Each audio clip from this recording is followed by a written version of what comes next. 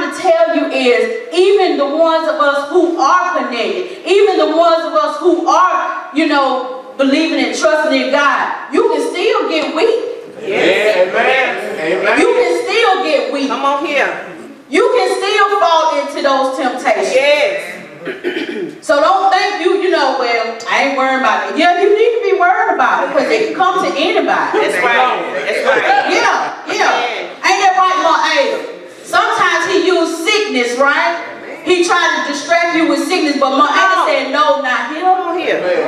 That's how we have to be. We got to be rooted. We got to be ready. We got to be able to resist. Come on. I'm telling you, you don't want to be there. You don't want to be there. You don't want to feel like you in a hole and you can't get out and ain't nobody trying to help you out either. You don't want to be there. That's how I felt. I felt like I was in a hole and nobody was trying to help me out. Nobody cared. That's how I felt. All because of these thoughts that I let get into my head, and I entertained it. Amen. I entertained it. So I'm warning you so that you don't get there, so that you don't allow that to happen to you. Thank you, Lord. One wrong thing, and look at what it all led to. David could have stopped that a long time ago. He didn't have to let it get that far. He did not have to let it get that far, but he did. And then, so after Uriah was killed, he took Bathsheba and moved her in with him. She had the baby, but guess what? The baby died. The baby died. And David was warned that the baby was going to die before the baby died.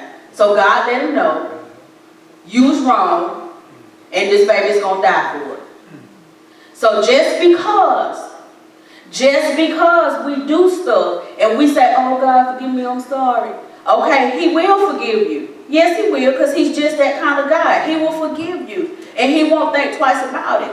But you still got to pay for what you did. See, you have a choice. You have a choice whether you can give in to temptation or not. But what you don't know is you don't have a choice of the consequences. That's right. That's right. So you can make a decision. It's your choice. He gives us free will. Do what you want. Yes. But you can't control what consequence comes your way. Amen. You can't. You can't control it. That's good. And ain't no need of you crying then, because you had an opportunity to change the course and you didn't. Amen. But God is still gracious. He is still merciful. Amen. He still loves us no matter what. So when you just think about that for a moment. No matter what we do or what we have done, God still loves us so much that He's willing to forgive us. He's willing to forgive us. He's willing to get us back to where we need to be. Thank you, Lord. And still bless us going forward. That should make us not want to do God wrong. Amen. That should make us not want to make bad decisions and bad choices. But sometimes we do. Sometimes we do. Be mindful of those distractions that are coming to you. It don't have to be a woman or a man. It could be sickness. It could be your finances. It could be your children. It could be your family. It could be people on your job. It could be church. It could be a lot of things. There's no one thing, it could be anything. It could be anything. And God, He knows, and the enemy knows, already knows our heart, already knows our desires, already knows our hurts. That's good. He knows our hurts too, because he can play off of that. I already know what you're dealing with. I already know what hurt that you dealt with, and you probably hadn't gotten over. Come on. So let me play on that. Let me play on that. Let me dwell on that. Y'all, we have to be mindful. That's right. We got to keep our eyes open. We got to be in prayer daily. Amen. Y'all see all this trafficking going on, Yes. all this craziness going on. We got to be in prayer. Yes. We got to be aware of what the enemy is trying to do.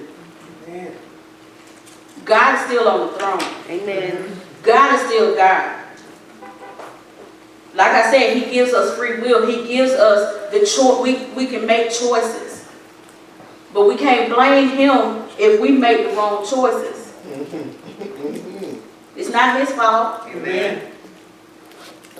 So we got to be aware of those distractions. We got to be aware of what's coming at us. We've got to be ready. We've got to be ready. Don't isolate yourself. Yes. If you know you're going through and you need help, That's good. please get some help. Yes. Now I know we can't just go to any and everybody, but you should have somebody Yes. in your path that is stronger than you, that you can go to and say, look, please pray for me. Amen. Amen. And trust that they're going to pray for you and it's going to stay right there. Yes. And they're not going to run tell this one and that one and then all your business all out in the street. Amen. And then you mad and then you uncomfortable, then you don't trust nobody, so I'm not going to talk to nobody no more. So now I'm just done with the church. I'm just done with folks. That's why some people don't want to go to church. That's why some people have a problem with trusting people. Because they did trust somebody and they hurt them. And so now they got the attitude where I ain't trusting nobody else. But you suffering though. You suffering and you don't have to. Amen. You suffering and you don't have to. Find somebody. Look, I need some help. If only there were so many points that David could have turned this around. Like I said in the beginning, he could have just not even gave in to temptation, first of all. Second of all, he could have just said, you know what, I'm not going to go any further with this. I'm not going to do that. That's wrong. I'm not going to do it. I'm not going to do it. I'm pretty sure there were other single women that he could have called on. But you want to get one that's married. And you knew it. Come on. It ain't like you didn't know. You knew. Come on. So he kept going, kept going, kept going, kept going, kept going. All David had to do was just say, Lord, please help me. Yes. This is wrong. I don't want to do it. My God. Help me, Lord. Yes. Confess that you did wrong. Yes. Confess that you made a mistake. Come on. Acknowledge it. Yes. Don't try to cover it up. Because you're trying to cover it up, only going to make it worse. Lord, I messed up. I need your help. Help me, Lord, turn this thing around so that I can get back to where I need to be. Yes. He didn't do that. But we have the opportunity to do that. Yes, we do. We have the opportunity to do that. You can turn your situation around. Thank you. You have a choice. You have a choice. It's up to you. It's up to you. God said that He will not put more on us than we can handle. So if He allowed you to go through some things, it was because He thought you could handle it. He knew you could handle it. But we take our eyes off of God and we put it on the distraction. We put it on things. We put it on situations. But we have to keep our eyes on God. Amen. We have to. He said He'll be our shelter in time of the storm. When the storm is going on around you, you can be in peace. Yes. When the storm is going on around you, you can be rooted, you can be grounded, you can be stable. You can be in your right mind. That is why it has been necessary these last few months we have talked about being made whole and praise and worship because it's important. Because if He can get your eyes off God, if He can get you distracted, you're not going to want to praise God. You're not going to want to worship God. You're going to forget that you've already been made whole. You're going to forget that what Jesus did for you on the cross. You're going to forget all that. You're going to forget. You're going to take your eyes off of where you're supposed to be. He knows that. When you done messed up and you all in it, you're not going to want to come up in here and praise God. He knows that. That's why some of us sit there and we're just like we're tied down to the seat. move. You got to want to move. You got to want to get up. Amen. Say that. I began, when Pastor was preaching on being made whole, I received that.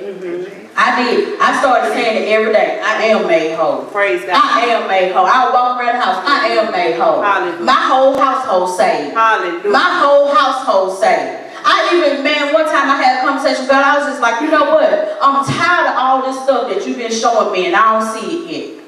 I want to see it come to pass. I want to see it manifest. It's past time. It's time for me to come off my job. All right. Ain't no sense in me working like a slave for somebody else. I'm just saying. I'm being real. That's how I feel. Like, why would I be working like a slave and I don't have to? I know you got better for me. Come on now. I'm ready for it. I'm getting myself into position. I'm ready. Let's go, God. Let's move, God. I am made whole. I don't care what all these doctors are telling me that I need to be on this medication, that medication. You need to be on antidepressant. You know, you this. No. I am made whole. Hallelujah.